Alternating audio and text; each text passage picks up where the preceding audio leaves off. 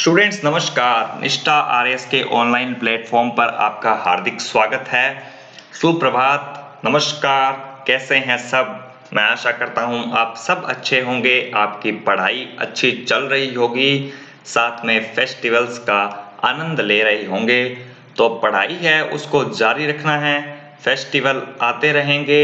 हम जब नौकरी लग जाएंगे तब आराम से फेस्टिवल मनाएंगे। तो आपको पढ़ाई पर ज़्यादा ध्यान देना है। तो वाक्य शुद्धि का जो पार्ट 1 है वो हमने कर लिया था और आज हम वाक्य शुद्धि का पार्ट 2 करेंगे। तो चलिए स्टूडेंट्स, क्लास शुरू करते हैं वाक्य शुद्धि की। हमने कारक संबंधी अशुद्धियां कर ली थी, आज हम करेंगे लिंग संबंधी अशुद्धियां और आज सभी तरह की अशुद्धियां करते हुए वाक्य शुद्धि के टॉपिक को कर देंगे कंप्लीट। फिर आपके पारिभाषिक शब्दावली रहेगी और उसके बाद में हम संधि, समास, उपसर्ग, प्रत्यय ये टॉपिक करते हुए हिंदी को कंप्लीट कर देंगे। तो चलिए स्टूडेंट्स शुरू करते हैं। अशुद्ध वाक्य है लिंग संबंधी में क्या होता है कि लिंग संबंधी अशुद्धियां होती है, यानी कि कहीं पुल्लिंग लगना होता है वहां स्त्रीलिंग लगा दिया जाता है, जहां स्त्रीलिंग का यूज होता है वहां पुल्लिंग का यूज कर दिया जाता है। तो इस तरह से जो है वाक्य अशुद्ध हो जाता है। लिंग संबंधी अशुद्धियों को पकड़ना आसान होता है, लेकिन कभी कभी हम व्यवहार में बहुत बार सुनते भी हैं और बहुत बार हम देखते भी हैं, तो जिस वजह से क्या है हमारी ये अशुद्धियां होने के चांस रहते हैं। इसलिए तो कहता हूं कि टॉपिक है वो कोई भी टॉपिक आपको छोड़ना नहीं है, हर एक टॉपिक करना है, क्योंकि एक बार भी अगर आप किसी टॉपिक को आंखों में से निकाल दोगे ना तो फिर आपको दिक्कत नहीं आएगी। और आरएसएमएस स्टेनोग्राफर का सिलेबस तो ज्यादा बड़ा है ही नहीं कि कोई टॉपिक छोड़ने की नौबत आए। तो चलिए स्टूडेंट्स शुरू करते हैं। मुझे उससे एक बात कहना है। अब ये अशुद्ध वाक्य है, मुझे उससे एक बात कहना है। ये हम उत्तर प्रदेश और इस साइड की जो लैंग्वेज है उनमें थोड़ी थोड़ी ये अशुद्धियां आती है। होता क्या है एक्चुअल में, मुझे उससे एक बात कहनी है। नरेंद्र के अंकों की औसत अच्छी है। अंकों की औसत नहीं होगी, अंकों का औसत अच्छा है। दही खट्टी नहीं होती, दही खट्टा होता है। अब देखो हम नॉर्मल भाषा में दही खट्टी है इसी तरह से बोलते हैं, लेकिन एक्चुअल में क्या होता है, दही खट्टा होता है, खट्टा है। हमारे प्रदेश की जनता शांत है। हमारे प्रदेश की जनता शांत है। उसके बाद में नेक्स्ट है कि राम और सीता चली गई। अब राम और सीता दोनों जा रहे हैं तो चले गए यहां पे होगा, चली गई नहीं होगा। मोती सीपी में पलती है, मोती सीपी में पलता है। राम ने पुस्तक खरीदी होता है, खरीदा नहीं होता। सड़कों को चौड़ी करना जरूरी है नहीं होता, चौड़ा करना जरूरी होता है। उसके दर्द हो रही है नहीं, उसके दर्द हो रहा है। परीक्षा का वर्तमान प्रणाली नहीं होता है, परीक्षा की वर्तमान प्रणाली बदल देनी चाहिए। मीरा भक्त कवि थी। अब देखो कवि वर्ड है वो हमेशा अ, आपके इसके लिए यूज होता है, पुल्लिंग के लिए यूज होता है। लेकिन जो यहाँ पे है मीरा है वो स्त्रीलिंग है और कवि का यूज कर दिया, यानी कि ये गलत है। कवियत्री लगता है हमेशा स्त्रीलिंग के लिए। इस बात का कवि और कवियत्री का हमेशा ध्यान रखना है। यह मेरा पुस्तक है नहीं होती, यह मेरी पुस्तक है। उसके बाद में नेक्स्ट है वचन संबंधी विशिष्ट नियम। तो लिंग संबंधी ये कुछ उदाहरण हमने कर लिए, कुछ आप जो है इस तरह से आपको आइडिया लग जाएगा। और बाकी बहुत सी प्रैक्टिस सेट होती है गूगल पे, आप वहां जाके लिंग संबंधी अशुद्धियों के और भी उदाहरण पढ़ सकते हैं। इसके अलावा हिंदी की बुक मैं आपको सजेस्ट कर दूंगा, बुक आप लेकर आ सकते हैं। राघव प्रकाश या मानस में से जो भी आपको बेस्ट लगे आप वो बुक लेकर आइए। वचन संबंधी विशिष्ट नियम। अब देखो वचन संबंधी विशिष्ट नियम, कुछ शब्द होते हैं वो हमेशा बहुवचन में ही प्रयुक्त होते हैं, जैसे कि लोग है, दाम है, रोंगटे, रोम, नेत्र, प्राण, दर्शन, आंसू, होश, बाल, हस्ताक्षर, ओठ, अक्षत आदि। मेरा प्राण संकट में है। अब प्राण हमेशा बहुवचन में ही प्रयुक्त होंगे, तो मेरे प्राण संकट में है। कुछ शब्द होते हैं वो एक वचन में होते हैं, जैसे दवा, लोहा, प्रजा, खेल, चमेली, गुलाब, गचरा, दहेज, समय, तेल, इच्छा, संपत्ति, माल, जनता, सामान, सामग्री, सोना, पृथ्वी, पुलिस, वर्षा, पानी, चांदी, लोहा, सूरज, ईश्वर, सेना। आदरणीय व्यक्ति के लिए हमेशा बहुवचन का प्रयोग होगा। ये कुछ शब्द इसमें दिए हुए हैं ये एक वचन में प्रयोग होंगे, कुछ शब्द हमेशा बहुवचन में प्रयोग होंगे और आदरणीय व्यक्ति के लिए हमेशा बहुवचन का प्रयोग होगा। माताजी मंदिर गई है, पिताजी जयपुर से आज लौटेंगे।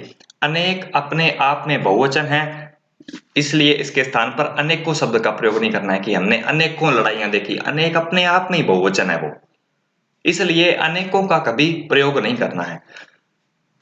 फिर वचन संबंधी अशुद्धियां, श्रीमान क्या सोच रहा है। श्रीमान क्या सोच रहा है का क्या मतलब, श्रीमान क्या सोच रहे हैं। सभी वर्ग के लोग उपस्थित थे, सभी वर्गों के लोग उपस्थित थे। वर्ग एक वचन हो गया, वर्गों बहुवचन हो गया। मैंने गुरु का दर्शन किया नहीं, अब गुरु एक आदरणीय शब्द है, गुरु हमारे लिए आदरणीय है, तो गुरु के दर्शन किए। महाभारत 18 दिन तक चला, तो महाभारत 18वें दिन तक चला होगा। मेरी घड़ी में अभी 4 बजा है, 4 बजे है होगा। अशोक ने सुरेंद्र को 4 बात नहीं 4 बातें सुनाई। अब देखो अशोक ने सुरेंद्र को 4 बात सुना दी। हम व्यवहार में ही जो वाक्य गलत बोलते हैं, फिर अगर हम नहीं पढ़कर जाते हैं तो प्रश्न होना तो गलत है, स्वाभाविक है कि गलत होगा ही। इसीलिए थोड़ा बहुत भी अगर हम व्यवहार में बातें सुनी होती है और उन्हें जब हम असलियत में पढ़ते हैं कि ये वाक्य इस तरह से होगा, तो वो वाक्य हमें याद रह जाता है और वो प्रश्न हमारा सही हो जाता है। शेर को देखकर मेरी होश उड़ गए, मेरे होश उड़ गए। उसकी प्राण निकल गई नहीं होता, उसके प्राण निकल गए। उसके आंख से आंसू निकल पड़ा नहीं, निकल पड़े। अपने सामानों को स्वयं संभाल कर रखें नहीं, अपने सामान को स्वयं संभाल कर रखें। दिल्ली में 4 गिरफ्तारी हुई नहीं, 4 गिरफ्तारियां हुई। उसके बाद में नेक्स्ट देखेंगे मुहावरे संबंधी अशुद्धियों के उदाहरण। कृष्णा की पत्नी गुल्लर का फूल है। अब देखो मुहावरे गलत जगह पे प्रयोग कर दिए जाते हैं, गलत वाक्य में गलत मुहावरे प्रयोग कर दिए जाते हैं, तो मुहावरे संबंधी अशुद्धियों का आपको ध्यान रखना है। मुहावरे आपको अच्छे से आने चाहिए, याद होने चाहिए, तभी हम मुहावरे संबंधी अशुद्धियों का पता लगा सकते हैं। कृष्णा की पत्नी गुल्लर का फूल है, गुल्लर का फूल नहीं होगी, यहाँ पे वाक्य में चांद का टुकड़ा है प्रयोग होगा। पुलिस को देखकर चोर दुम दबाकर चला गया नहीं, दुम दबाकर भाग गया। ईश्वर जब देता है तो छप्पर तोड़कर नहीं, छप्पर फाड़ कर देता है। प्रधानमंत्री ने देश का धुआंधार दौरा नहीं, तूफानी दौरा किया। भारतीय सेना के सामने दुश्मनों ने हथियार रख दिए, रखना नहीं होता डाल दिए, हथियार डाल दिए। मनीष ने मुझे टका सा उत्तर नहीं, टका सा जवाब दे दिया। विराम संबंधी, अब विराम चिन्ह संबंधी अशुद्धियां। विराम का अर्थ होता है रुकना या ठहरना। बोलते समय वक्ता श्वास लेने के लिए रुकता है, सांस लेते समय रुकता है, लिखते समय वाक्य का अर्थ स्पष्ट करने के लिए रुकेगा, इसलिए रुकने की क्रिया को विराम चिन्ह कहते हैं और इनके संकेत चिन्हों को विराम चिन्ह। अब विराम चिन्ह भी गलत लगा देते हैं। स्टेनो ट्रांसलेट करते टाइम लगभग बच्चों की गलतियां विराम चिन्ह और कोमा की होती है। वो इसलिए होती है क्योंकि उन्हें पता नहीं चलता कि कहाँ विराम चिन्ह लगाना है, कहाँ हमें कोमा लगाना है। हम हमारे अंदाजे से ही जो है विराम चिन्ह लगा देते हैं और यही अशुद्धियां मुख्य रूप से पाई जाती है। तो विराम चिन्हों का, कोमा का ध्यान रखना होता है। रोको मत जाने दो। अब देखो रोको मत जाने दो, ये सीधा वर्ड हो गया। रोको मत जाने दो। तुम तुम्हारा नाम क्या है, तुम्हारा क्या नाम है, सॉरी। तो तुम्हारा क्या नाम है प्रश्न पूछ रहा है, पूर्ण विराम कभी नहीं लगेगा।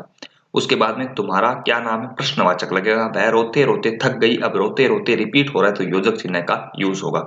उसने कहा तुम बुद्धिमान हो, उसने कहा तुम बुद्धिमान हो, तो यहाँ इन्वर्टेड कोमा का यूज करना है, क्योंकि सेम बात लिखने के लिए इन्वर्टेड कोमा का यूज होता है। उसके बाद में नेक्स्ट है पदक्रम संबंधी अशुद्धियां। पदक्रम मतलब कि जो वर्ड जहां लिखना है वो वहां ना लिखकर कहीं और लिख दिया जाता है। जैसे कि होता क्या है स्ट्रक्चर, कर्ता, कर्म और क्रिया। अब देखो पुस्तक पढ़ता है वह, तो पुस्तक पढ़ता है वह नहीं होगा, वह सबसे पहले आएगा। वह पुस्तक पढ़ता है। उसके बाद में है माता ने दूध पिलाया बच्चे को। अब बच्चे को दूध पिलाया, माता ने बच्चे को दूध पिलाया। क्रियावाच विशेषण का प्रयोग क्रिया से पहले होता है। रुचि पढ़ती बहुत है नहीं, रुचि बहुत पढ़ती है, विशेषता उसकी बहुत पढ़ती है। प्रश्नवाचक सर्वनाम क्या का प्रयोग हिंदी में प्रायः वाक्य के आरंभ में किया जाता है। काम क्या करते हो नहीं, क्या काम करते हो। एक पानी का गिलास दीजिए, पानी का एक गिलास दीजिए। शिकारी ने उस पर गोली चलाई पर शेर बच गया। शिकारी ने शेर पर गोली चलाई पर वह बच गया। यहाँ ताजा गन्ने का रस मिलता है, यहाँ गन्ने का ताजा रस मिलता है। अब बहुत बार रेड़ियां होती है, वहां यह अशुद्ध वाक्य लिखा होता है कि यहाँ ताजा गन्ने का रस मिलता है, लेकिन गन्ने का ताजा रस मिलता है। गाय का दूध गर्म पियो ठीक हो जाओगे। गर्म दूध पीना है, दूध गर्म नहीं पीना। ठंडे घड़े का पानी पिलाइए तो घड़े का ठंडा पानी पिलाइए होगा। धन्यवाद आपके रुपए प्राप्त हुए। नहीं होता ऐसे, आपके रुपए प्राप्त हुए, धन्यवाद। एक खाने की थाली लगाओ नहीं होता, खाने की एक थाली लगाओ। तो हमने अब कर लिए सभी तरह की अशुद्धियां देख ली। अब कुछ उदाहरण हैं वो हम कर लेते हैं जिससे आपको क्लियर हो जाएंगे, अशुद्धियां पूर्ण रूप से आपके दिमाग में सेट हो जाएगी। उसके बाद में है अशुद्ध वाक्य। बंदूक एक बहुत ही उपयोगी अस्त्र है। अब अस्त्र और शस्त्र का ध्यान रखना है। बंदूक हमेशा शस्त्र होगी, अस्त्र तलवार होता है, चाकू होता है। जो अभी के आधुनिक हथियार है वो लगभग शस्त्रों में ही आते हैं। कक्षा में गीता सबसे सुंदरतम है। कक्षा में गीता सुंदरतम है। मैंने आपको यह वर्ड बताया था कि सुंदरतम का मतलब ही सबसे ज्यादा, तो सबसे लगाने की कोई जरूरत नहीं है। अनेकों नाम है, श्री कृष्ण के अनेकों नाम है, अनेक नाम होता है। अनेक अपने आप में ही बहुवचन है, तो अनेकों का प्रयोग करना गलत है। मैं पड़ोसी को लेकर परेशान हूं। मैं पड़ोसी को लेकर नहीं हूं, मैं पड़ोसी के कारण परेशान हूं। रेलगाड़ी में भारी भरकम भीड़ थी, नहीं बहुत भीड़ थी। मैं पूरी तरह आप पर निर्भर करता हूं, नहीं निर्भर हूं। उपर्युक्त उपरोक्त कथन सही नहीं है। अब यहाँ उपरोक्त ना आकर उपर्युक्त होगा। अपने बच्चों पर नियंत्रण कीजिए, नियंत्रण रखिए। किस गाय का बच्चा बीमार है? गाय का बच्चा नहीं होता, गाय का बछड़ा होता है। बच्चा तो माता के होता है। उसके बाद में मेरे हाथ घुटने तक लंबा है, घुटने घुटनों तक लंबे हैं। महादेवी वर्मा श्रेष्ठ कवि नहीं कवयित्री थी। उन्होंने बनारस बनारस में एक धर्मशाला बनवाया नहीं बनवाई, धर्मशाला बनवाई। उसके बाद में नेक्स्ट है शायद वह जरूर आएगा, शायद वह आए। अब शायद का प्रयोग हो रहा है तो जरूर कैसे होगा? वो तो अंदाजा है कि शायद वह आए। उन्हें बड़ी यातनाएं दी गई, उन्हें कठोर यातनाएं दी गई। आपका कमीज फट गया नहीं, आपकी कमीज फट गई। हिमालय पर्वत सबसे ऊंचा पर्वत नहीं, हिमालय सबसे ऊंचा पर्वत है। वह महिला बड़ी विद्वान थी, वह महिला बड़ी विदुषी थी। अब विद्वान और विदुषी में ध्यान रखना है। विद्वान हमेशा पुल्लिंग के लिए यूज होगा और विदुषी स्त्रीलिंग के लिए। मेरा नाम श्री मनीष जी है, मेरा नाम मनीष है होगा। आप आज दही नहीं जमी, आज दही नहीं जमा होगा। उसे बोल दो कि चला जाए, उससे कह दो कि चला जाए। इतनी आलस्यता ठीक नहीं, अब आलस्य ठीक नहीं है। फल का खूब पका होना चाहिए, फल खूब पका होना चाहिए। उसके बाद में नेक्स्ट है कि मुझे मेले में जाना है, मुझे मेले में जाना है, मुझे मेला में जाना है, गलत है। गुरु के ऊपर श्रद्धा नहीं, गुरु कोई छत थोड़ी है जो आप उसके ऊपर रख दोगे। गुरु में श्रद्धा होती है। देशभक्त बड़ी बड़ी यातनाओं को सहते हैं, देशभक्त कठोर यातनाओं को सहते हैं। वहां अनेकों पत्रिकाओं का प्रकाशन होता है, वहां अनेक पत्रिकाओं का प्रकाशन होता है। इस विषय में मेरे विचार मैं पहले प्रकट कर चुका हूं। इस विषय में अपने विचार मैं पहले प्रकट कर चुका हूं। शरणागत में आए व्यक्ति की रक्षा करनी चाहिए, शरण में आए व्यक्ति की रक्षा करनी चाहिए। उसे भारी प्यास लगी है, उसे बहुत प्यास लगी है। तो स्टूडेंट्स, वाक्य शुद्धि का टॉपिक आपका होता है कंप्लीट। पारिभाषिक शब्दावली मैंने कल शुरू करवा दी थी और उसका पार्ट 1 भी करवा दी है। Sorry students. तो वाक्य शुद्धि आपकी आज कंप्लीट हो चुकी है, ये टॉपिक आपका कंप्लीट हो गया है। पारिभाषिक शब्दावली का टॉपिक भी कल कंप्लीट हो जाएगा। उसके बाद में मुहावरे लोकोक्तियां रहेगी। तो कमेंट सेक्शन में बताएं कि मुहावरे लोकोक्तियां करवाएं या ना करवाएं या संधि से शुरू करें, तो ये आप थोड़ा सा क्लियर करवा दीजिएगा। तो स्टूडेंट्स, मिलते हैं अब नई क्लास के साथ, पारिभाषिक शब्दावली के साथ। तब तक के लिए नमस्कार। अच्छे से तैयारी करते रहिए, अच्छे से पढ़ते रहिए, कुछ भी नहीं छोड़ेंगे, एक एक टॉपिक आपको करवा देंगे। कभी कभी क्लास है वो अब्सेंट हो जाती है, तो थोड़ा सा उसमें कोऑपरेट किया करो। आप कोऑपरेट अच्छा करते हो, मेरी यही कोशिश रहती है कि क्लास अब्सेंट ना हो। तो स्टूडेंट्स, मिलते हैं नई क्लास के साथ। तब तक के लिए नमस्कार, राम राम, सुप्रभात, आपका दिन शुभ रहे।